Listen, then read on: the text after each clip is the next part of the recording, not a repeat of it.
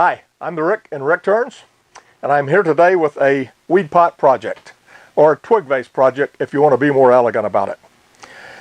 What I've done for this video is to turn some weed pots based on what I consider classic Coke bottle shapes. Now, I live in Atlanta, Georgia, the home of Coca-Cola, and to me, any soft drink in the grocery store is a Coke bottle, regardless of who the manufacturer is. So this one right here is based on a 12-ounce glass bottle. This one right here is based on the somewhat newer aluminum bottles. And this one right here is based on the short and fat 12-ounce plastic bottle. These are really easy to turn, regardless of your skill level. You're not going to have a problem with this. They're dead simple. They don't have to be hollowed out or anything. You turn the basic outside shape, you drill a hole down in the center, and then you plug some flowers into it, and presto, you got a great looking weed pot. Twig vase. It's twig vase if you're trying to sell them, weed pot if you're giving them away. Alright, these are easy, fun to do. Let's get started. Now for this little weed pot, I've got a Coke bottle here. This is let's see, a 12-ounce kind of short bottle here. And let's see, for the height of this, I need about 6.5 inches. And then the maximum width is about 2.5 inches. So I've got a blank here.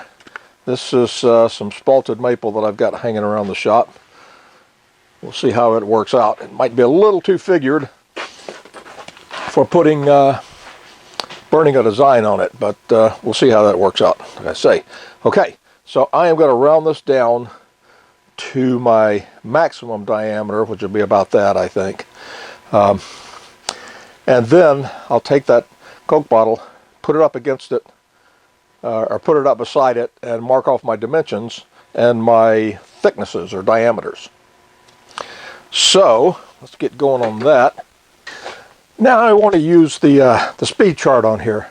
I haven't actually used this before, but it's kind of a convenience that they put on there. I suppose if you're particularly a new wood turner and you're not sure what speed to use, we got a speed chart right here, top entry there, and I'm going to select it, and it gives me a little warning there.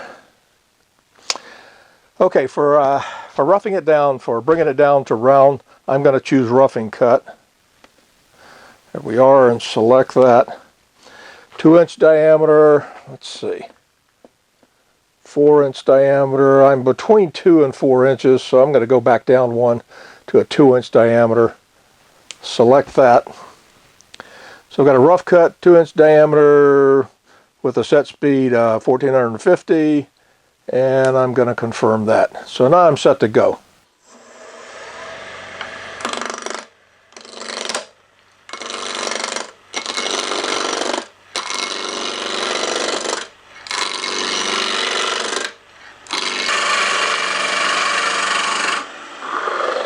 It feels pretty good. Let's see what we got here.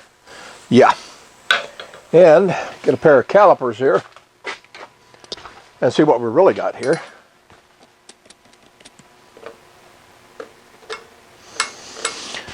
And a measuring implement here.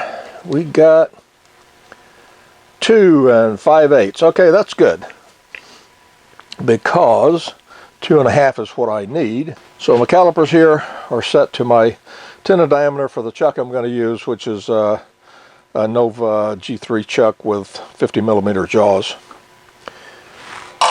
And I'm going to cut that tenon there. Lay this still at 1450. Even up this a little bit first. And now I'm going to switch to the chuck. So this is my Nova G3. And as always, when using this lathe, which has the brake assist when you turn it off, when you turn the lathe off, of course, in order to reduce any chance of the chuck spooling off when the brake kicks in, I tighten down the little set screw right there. Alright, I'm mounted in the chuck and it's nice and tight. I pulled up the tailstock just for a little extra support until I'm Really need access right up to the top. Now what I need is my bottle here. So this is going to be the end point right here. So that's where I will be parting it off at. Now, the first place, well, this will be the first place. As you can see, we've got a little curve here. So this is going to be one diameter. This is going to be a max diameter here, and this is going to be a minimum diameter here. We've got a max here, which continues all the way up to this point, where it begins sloping down to this point right here. And there's the top right there. Now I'm going to mark these off. Right there, I think. So that is my first diameter here. And I am going to cut that in with a parting tool.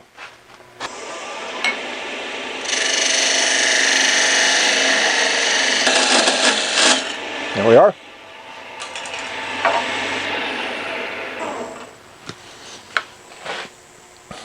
You see right here, this is my next diameter right here. So this is the maximum diameter here.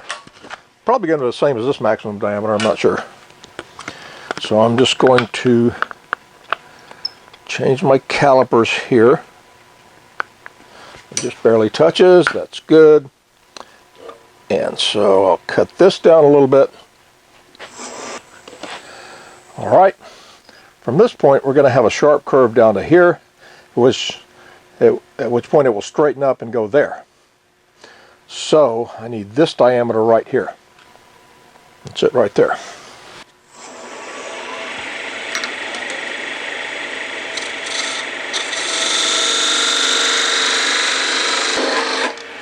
There we are. And then we have the final diameter right here of the cap.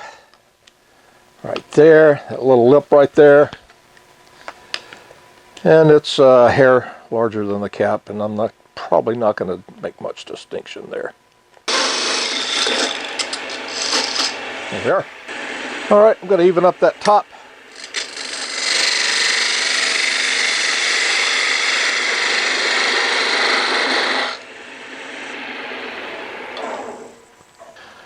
So I've got the bottle here, and I've got my dimensions marked.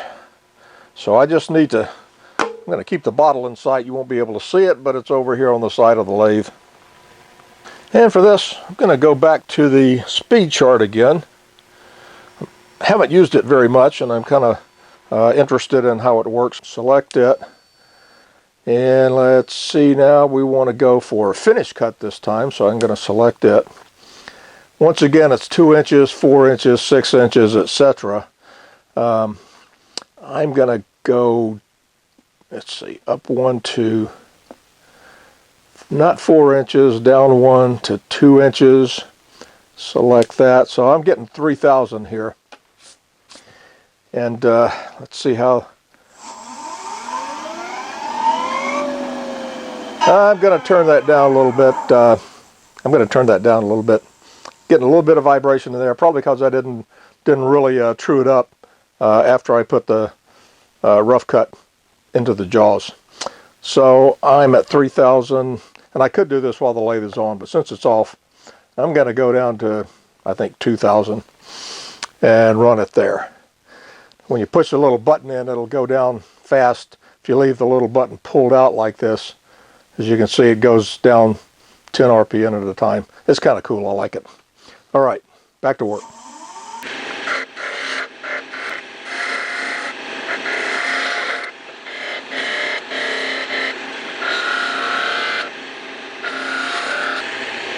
Now my next curve here is from here down to here. So from that point down to that point.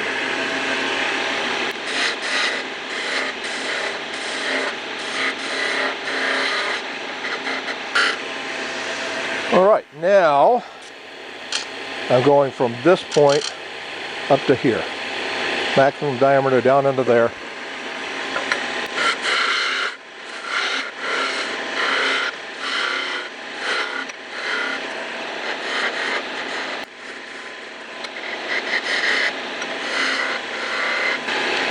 Now this is the indentation for the label here. As you can see, there's a little bit of a depression here and a depression here. So I'm going to start by just taking this out a little bit below the surface.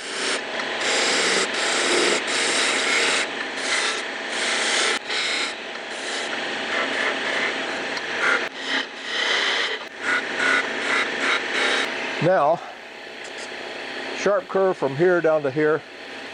I think I will get a spindle gouge for that. Now I've got a 3/8 inch spindle gouge here. And I'm going to get some of this waste out of the way.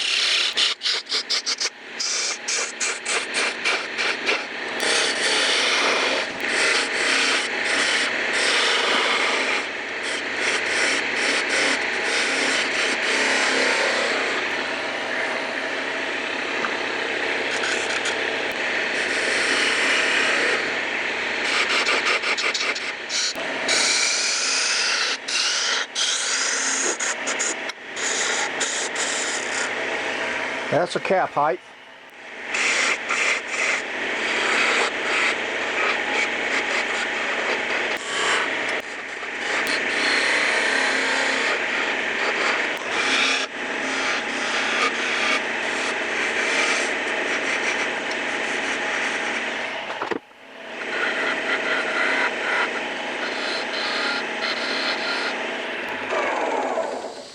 Yeah, as you can see right now, I'm just kind of trying to tweak the shape a little bit to get it to look exactly right.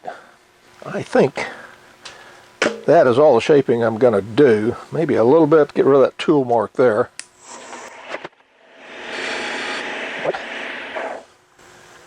So now I'm going to sand it. I'm not going to bore you with the sanding. I'll be back in a few minutes. Sanding is all done. I put a Jacob's chuck into the tailstock here. Now the inner diameter right up here, it's a little over, it's about 13/16 or so. I'm going to start with 5/8 inch. If I make it as thin as the plastic bottle is, the wood I'm sure is going to break up. I'm going to start with 5/8 and then I might have to enlarge that. 5/8 looks like it's going to be a little small, but we'll see. I'm going to set the lathe for 500. And I'm going to go in about an inch, I think. Then I'm going to drill a deeper hole that's 3/8 of an inch in diameter. Now I've mounted a 3/8 inch bit in here. I'm going to drill this down in there pretty far, at least from this point about 2 inches. Now it's at the 1 inch depth already. But I need a fairly long length so that you can get a stem down in there and it won't be flopping over sideways or anything like that. So I'm still set at 500.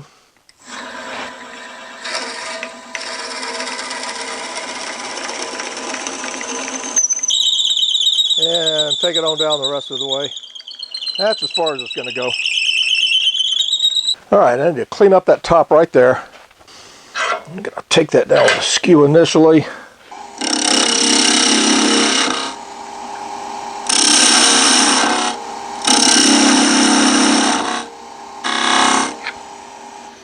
And see how that looks. And I need to go up a size. And the outer hole looks too small right there. And here is a 7/8 inch bit. I'm going to try that next and see if that's going to do the trick. Once again, I want to go in about an inch or so.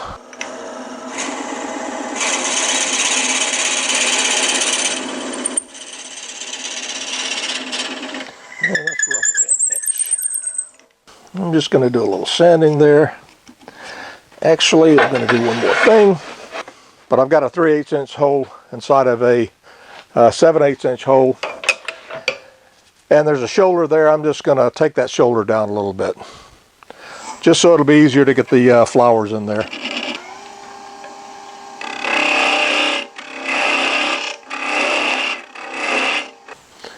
And that looks good. The flower stems now will just, I think, slide right down in like they should. Run that over just a wee bit. And I need to do just a little bit of sanding right there. Gonna sand this off, and then we're going to the workbench and put on the nameplate here. I used this logo, this little piece of transfer paper right here, put it on here, trace the pattern on, and that's what I'm doing now, is just going over it with the wood burner and burning in the letters.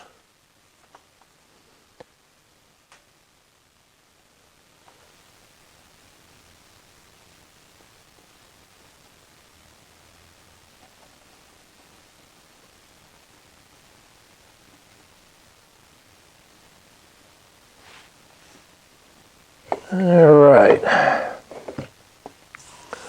Looks okay. I think for my next one I'm going to make this logo, these logo letters larger. Like I said, I'm just going to run a little bit of sandpaper right over here. I found if I really sand it a lot, it takes away some of the darker color there. I don't really want to do that. You can see some of the burnt smudging coming off on there. So I'm just going to do it by hand here. That is the finest grit of paper that I used on the bottle here, which is 1000 grit. And I'm going to be using my homemade friction polish, of course. And for the microcrystalline wax, I'm going to be using Renaissance wax. And shake it up real good. I always put the first coat on with the lathe turned off. Make sure I get the polish in all the little nooks and crannies, of which there aren't really any on this piece. Most likely a less figured piece of wood, say without the spalting, might have been better here. The spalting tends to, I think, conflict with the word there and with the general shape of the bottles. I think a plainer wood would probably have been a good idea, but this is what I have on hand. All right, I'm set at 1500.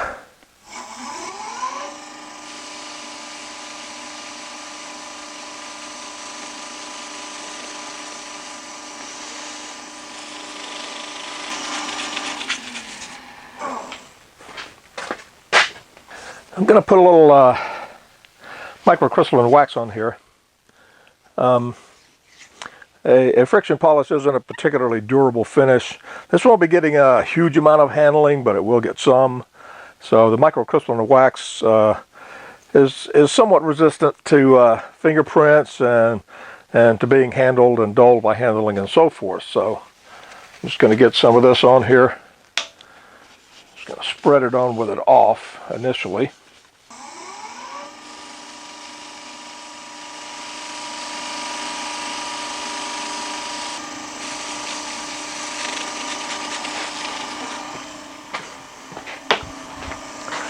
And for final polishing, I'm going to go up pretty high. Let's see, 10, 20, 2500.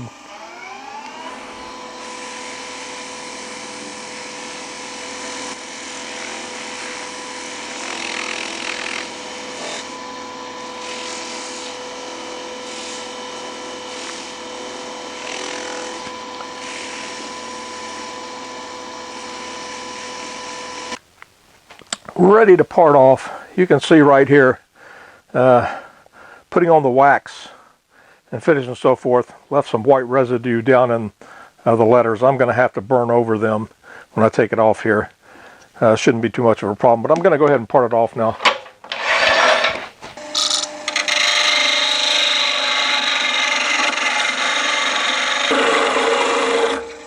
And there we have it. Now here are the 3 Coke bottle shaped weed pots that I have turned so far. Over on the right hand side, this is based on the 8-ounce glass bottle. The one in the middle is based on the 12-ounce somewhat short and fat plastic bottle, and the one on the left hand side, that's based on the somewhat newer aluminum bottle that's available. I'm fairly pleased with the way these turned out. I need to do a little bit more practicing. I think on the glass bottle I didn't get it quite right, but the other two, I think I nailed those pretty close.